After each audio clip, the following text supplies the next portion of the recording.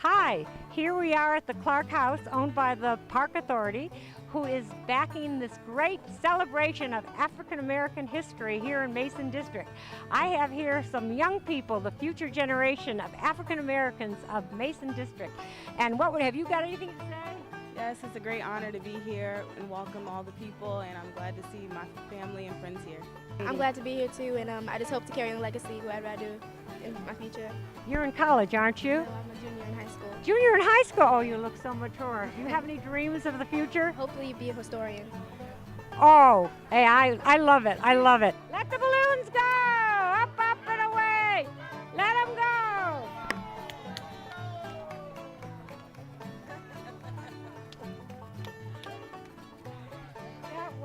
Good afternoon and welcome to Clark House. I'm Frank Veda, the Mason District representative on the Fairfax County Park Authority Board. And it's a pleasure to be here today as we enjoy another wonderful program at Clark House. Clark House, as you know, is a historic property of the Park Authority. Today we've gathered for a celebration of the African American history of Mason District. We will hear from some very prestigious and knowledgeable individuals today, and Naomi is going to do the honors in introducing them, that have a real sense of the experience and the sentiments of the African American community in Fairfax County. Today's program will provide just a small glimpse of a very broad and important topic, but most importantly, it will open our hearts and our minds to improve understanding of that which others have lived through. It takes this kind of effort to build relationships between all the citizens of this county. Fairfax County is in transition. New residents of many ethnic backgrounds and diverse heritage now call this home. How do we reach out to these new residents? How do we provide for their recreational needs? How do we educate other cultures about the expectations and norms of existing residents? How do we meet all these challenges despite increased demand for services, growing population, and relatively stagnant funding levels?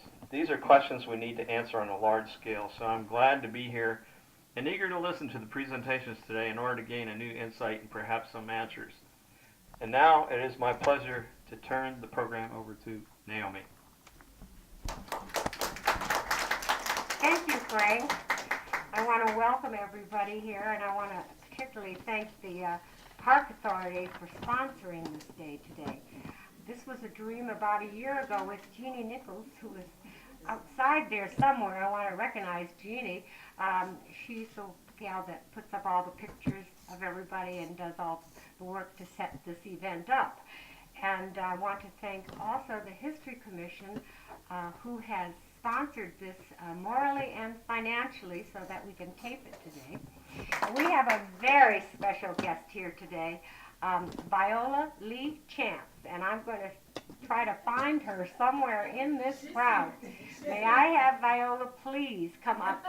Would you at least come up? I don't know if you want to say anything. Viola was born here at the Clark farm, and her sister was born here in 1919. Both her parents worked for the Clarks, her stepfather and her father. Her mother worked for the Clarks. She has a lot of stories to tell. I do have her history on a tape, and also in the book out there, there's a beautiful picture when you were 20 years old. Would you like to say a few words, please? Well, I never thought that being born and growing up on Clark's farm would become a part of history. Quite a history. And we enjoyed it. And we all had dirt roads then. And we lived, our house was over there in the Park Lawn community. And all the early settlers in Mount Pleasant used to come over and pick blackbirds early in the morning, fields of blackbirds. And we had cherry trees, and we growed our own gardens, and had fresh milk from the dairy every morning. And it was quite an experience growing up on Clark's farm.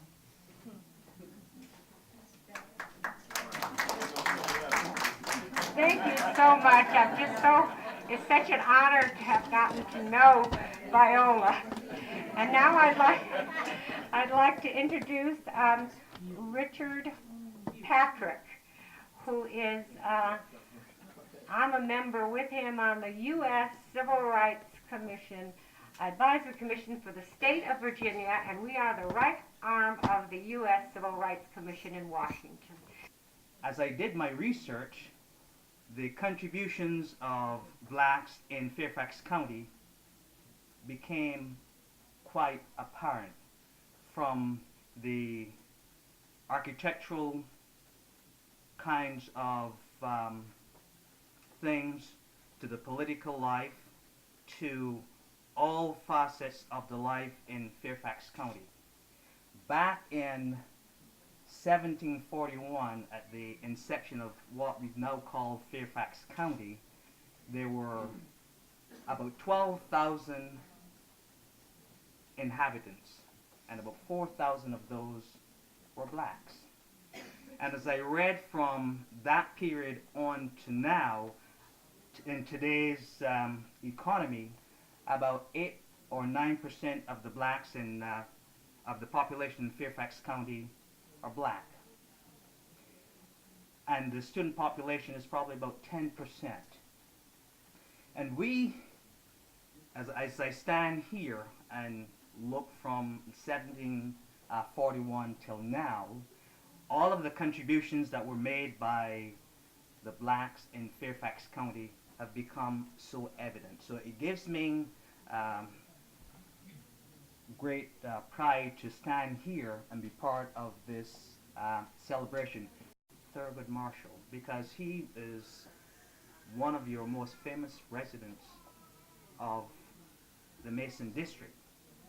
And his contributions, not only to the lives of black Americans, but to the lives of all Americans, are legendary. And so I believe that's a good segue to show from 1741 up until his death, the contributions of blacks to the Mason District. Hello, family. Because you know, being African American, whether you are biological or whatever, we're all a community. So we're all family. And if you're not African American, you can still be part of the family. So welcome, welcome, welcome. I am so honored to be here because my name is Marion Ransell Dobbins, and I am a 7th generation Virginian, 6th generation Fairfax County resident. So you could say I'm pretty much like my own artifact. And the reason why I'm here today is because I have dedicated my life. My mission right now is to talk to people about 18th century slave life in Virginia, and specifically in Fairfax County. One day I went to my grandmother when I was in the 4th grade, and I said, you know, Grandma, in the schools we're talking about slavery and we're talking about Virginia history, and I really want to bring something to the plate to my teacher. I want to give her firsthand knowledge about slavery. Can you help me? So she sat down with me and she told me how her grandmother had been a slave, and how her grandmother lived in a log cabin that had chinching in between the logs, and that it wasn't enough to keep the rain and wind down, and that when the rain and wind would come in, the dirt floor would turn to mud, and how she had to put all of her food into one pot and cook it. And I wrote all this down. I was so excited. I went to school and I told my 4th grade teacher, I said, I've got my report. I want to be the first one to talk about Virginia history because I can tell you about slavery, because my great-great-grandmother was a slave. And my teacher turned whiter than she already was. But she did not expect me to come up with a report like that. So she said, okay, just sit down. We'll let you do it. Every child gave their report. And I was the last child that gave my report. And you know when I gave my report? 5 minutes before the bell rang. And the kids were putting on their coats and no one was listening to my family history. And I felt like my family history in Fairfax County was not important. So at the age of whatever, in the 4th grade, I said, I'm going to make it important. I'm going to make it be real. In the 1800s, a group of families composed of former slaves and freemen settled in Bader's Crossroads, Virginia. This group of families had learned to rely on God for their well-being, for the road they traveled was extremely difficult. This deep belief in religion made them realize that only by working and worshiping together could they survive in their new surroundings. John Bell, my great-grandfather, was born into slavery in 1825 in Southern Virginia. By 1866, John Bell had left the plantation and come to Washington, D.C. Here he was employed by the federal government in the U.S. Patent Office and was also an evangelist minister. On August the 29th, 1876, John Bell, a former Washington, D.C. resident, purchased 50 acres of land in Bader's Crossroads area from Miles Munson at the cost of $2,500. This parcel of land located in the county of Fairfax was part of the Oakton Tract lying south of Columbia Pike. John Bell was able to purchase the land from Miles Munson because his son died in a house fire on the property. And after the tragic occurrence, he no longer wanted the property. The Munsons were not aware that John Bell was an African American because he could pass for white. John Bell's house was built on the property south. In 1870, Fairfax County, Virginia established a segregated public school system. 408 African American children were enrolled in these one-room schools. The school population increased to 1,150 by 1899. A teacher's salary in the 1870s was about $1 per day. The average time school was in session was 6 months. At that time, schools went to grades 6 or 7. African American students were not able to attend high school in Fairfax County until Luther Jackson was completed in 1954. In 1948, Fairfax County opened James Lee, a new elementary school for colored children in Falls Church, Virginia. This was the first school built for African Americans using the same standards as those schools built for white children. The brick William Carey Elementary School was built in 1956 using the same standards on a portion of John Bell's original homestead on Summers Lane in Bader's Crossroads. In 1953, the Greater Community Civic Association was founded at the Scripture Church in Bader's Crossroads, and Elder George Marshall was elected president.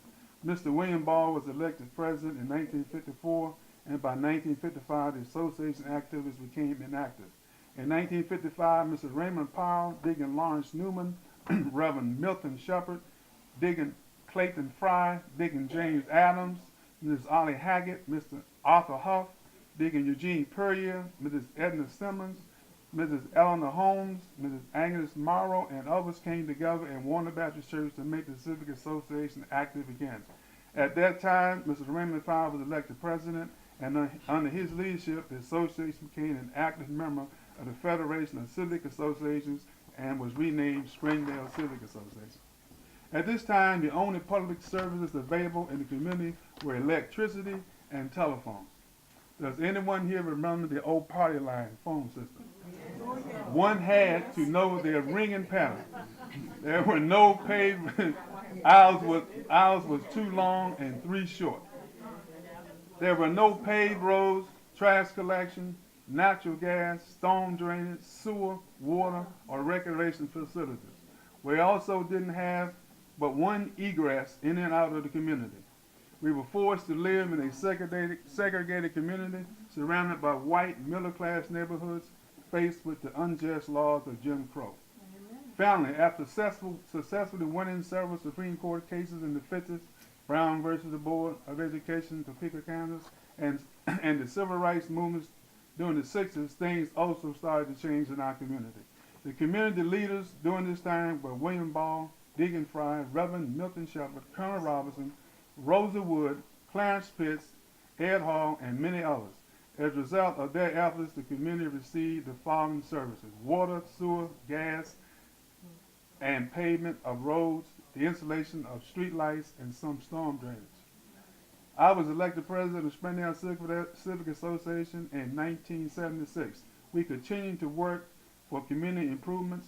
In 1977, the Board of Supervisors designated the Bader's Community a conservation district, which made us qualify for federal funds.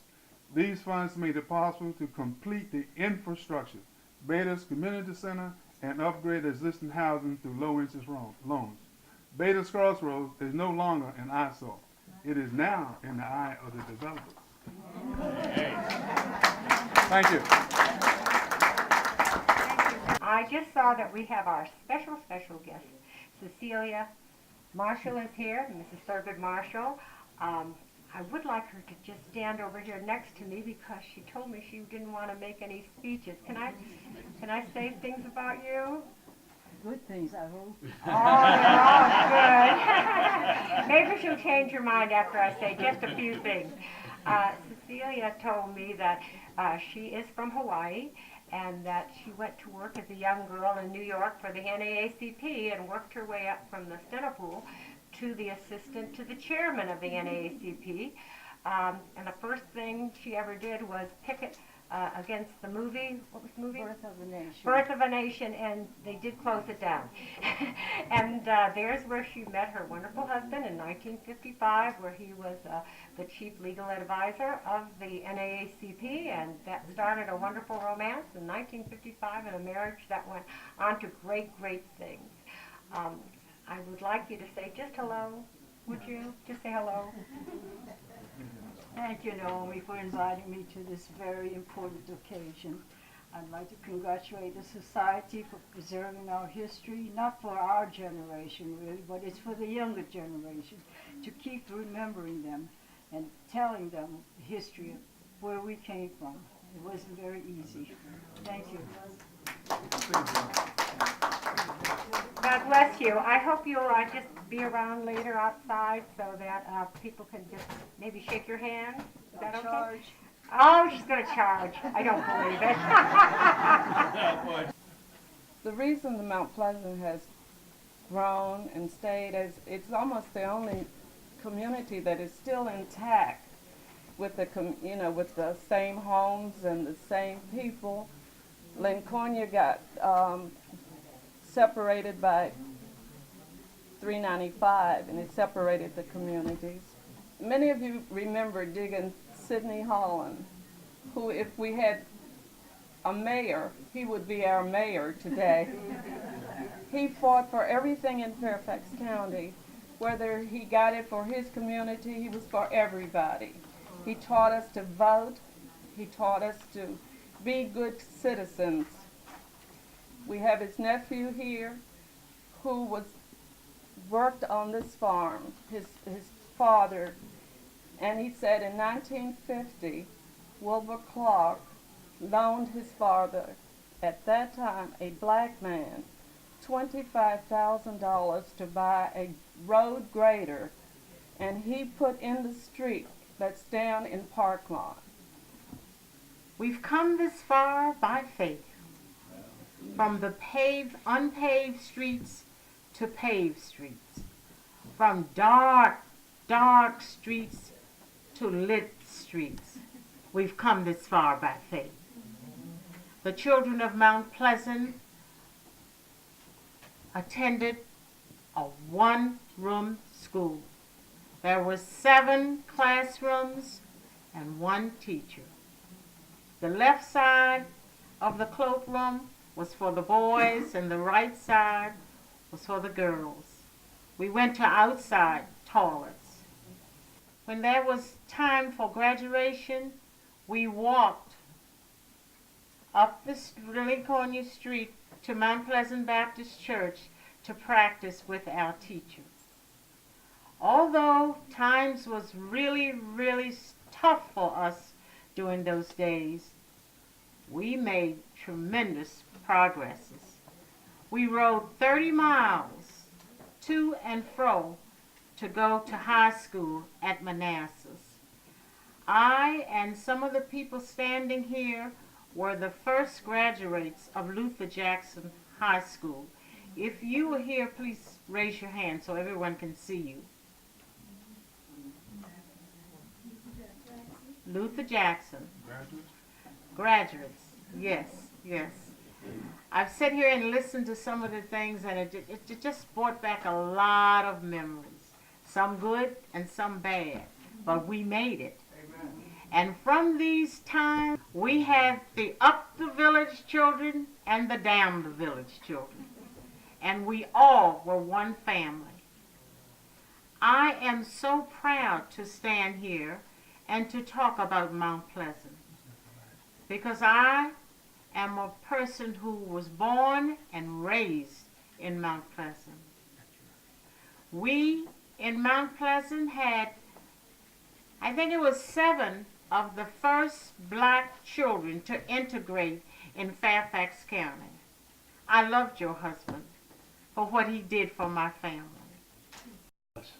And since so many of y'all work so hard in this community, in the Mason District community, you had this desire to move on.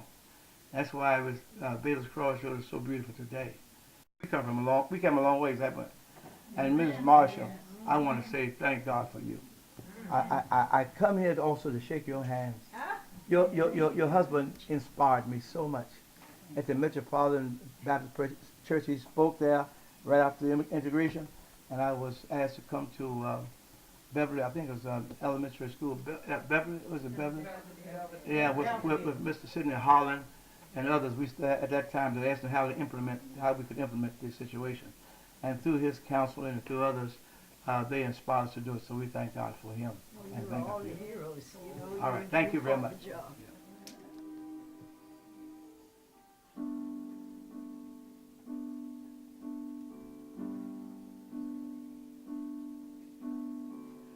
The room grew still as she made her way to Jesus. She stumbled through the tears that made her blind. She felt such pain. Some spoke in anger, heard folks whisper, there's no place here for her kind. Still on she came through the shame that flushed her face, until at last she knelt before his feet. And though she spoke no words, everything she said was heard, as she poured her love for the master from her box of alabaster. And I've come to pour my praise on him like oil from Mary's alabaster box.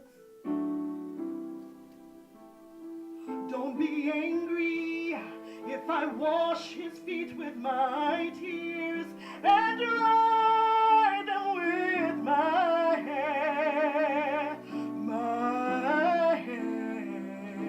'cause you weren't there the night he found me. You did not feel what I felt when he wrapped his loving arms around me, and you don't know the cost of the oil in my alabaster box.